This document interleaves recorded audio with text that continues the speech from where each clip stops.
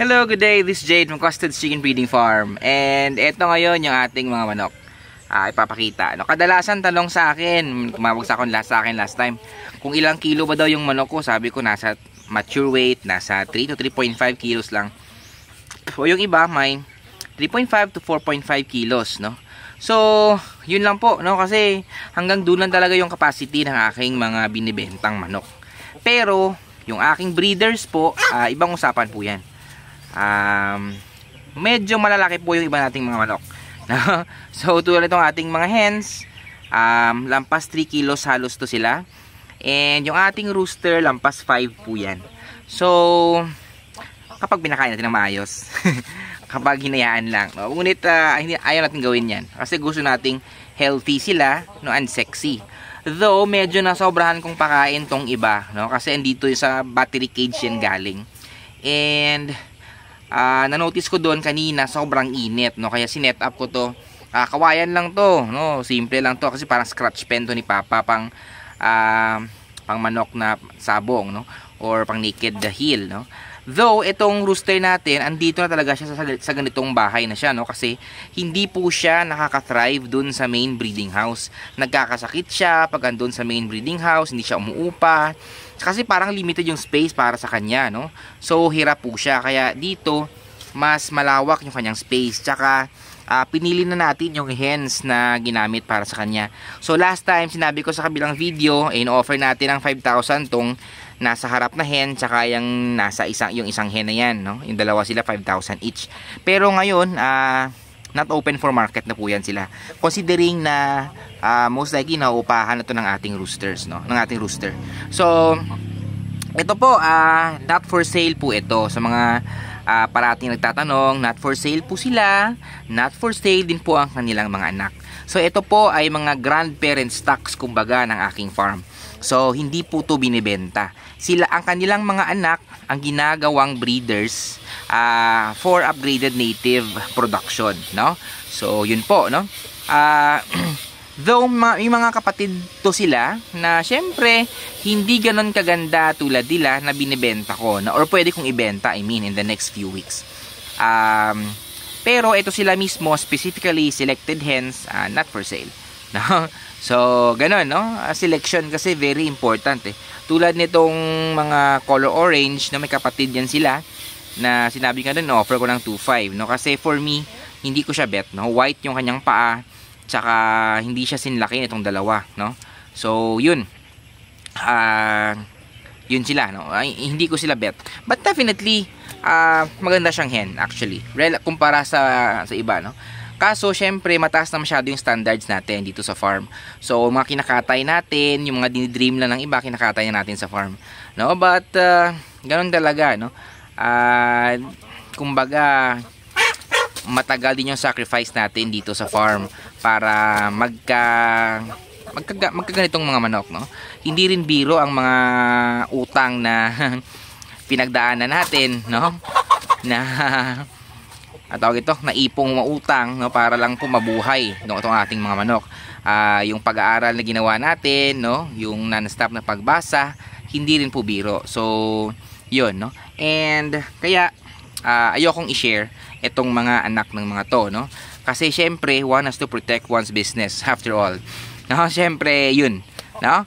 Binibenta natin are most likely most often crosses ng mga ating stocks, no?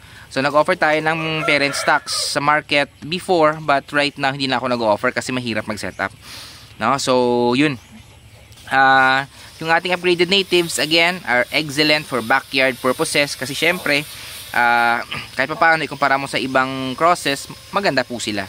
Pero if ikumpara mo sila sa aking mga breeders mismo, syempre mas maganda yung aking breeders kumpara sa kanilang mga anak. Kasi ang design, ang purpose ng kanilang mga anak ay for meat only, no? Terminal products kumbaga.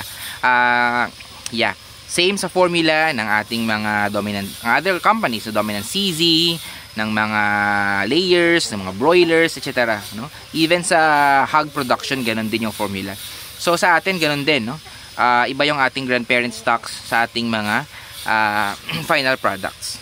So yun, eto grandparent stocks to ng farm natin. Ang main purpose ko lang kasi dito is to upgrade yung Andrilyn na line. Kasi Andrilyn to na line, no? And ang problem ko sa Andrilyns is that walang naked neck na gene sa kanila. So, in-upgrade ko sila gamit itong mga hens natin, no? Actually, ito, anak nito ng rooster na yan, no? Yung iba, half sister niya lang, no? So, ito, anak niya to directly. Yung iba kasing anak niya, parang walang magandang hen, no? Though sa males, madaming napakagandang males, no? Pero sa females, halos reject yung mga lumabas. Kahit ito nga, medyo maliit din to eh. Pero sige na lang, no? Baka may magandang lalabas. Ito, hindi ako sure kung anak niya to kasi parang nagkamali sa marking or what. But regardless, pasadong-pasado sa atin to, no? Most likely family niya din, either half sister niya, no? Yung iba, ito, kuha niya to, pamangkin niya to. Yung isa, unsure din yun. Yung isa yata is half sister niya or pamangkin din, no? Nakalimutan ko. So selection na lang din sa mga anak after if anong mangyayari, no? Actually parang hindi siya grandparent stocks. Ano ang term dito? GGP, no? Parang ganon, no? For nuclear, I forgot the term. Anyway, so ito po, no? Yung ating mga manok ay upgraded natives lang po ang binibenta natin. Yung mga F1 lang po for backyard purposes, the breeding pwede, but ang main purpose po nila ay meat production. Yun po yung tag 55 natin. Yung ating tag 40 in the near future, ibang linyada po yun, no? Hindi po sing lalaki nitong ating mga usual na tag 55, no? Kaya nga tag 40 lang sila. Tsaka mas matagal silang ma-harvest, no? It will take 3 to 4 months, and definitely worst yun gagamitin for breeding. Sobrang pangit nun gamitin for breeding most likely.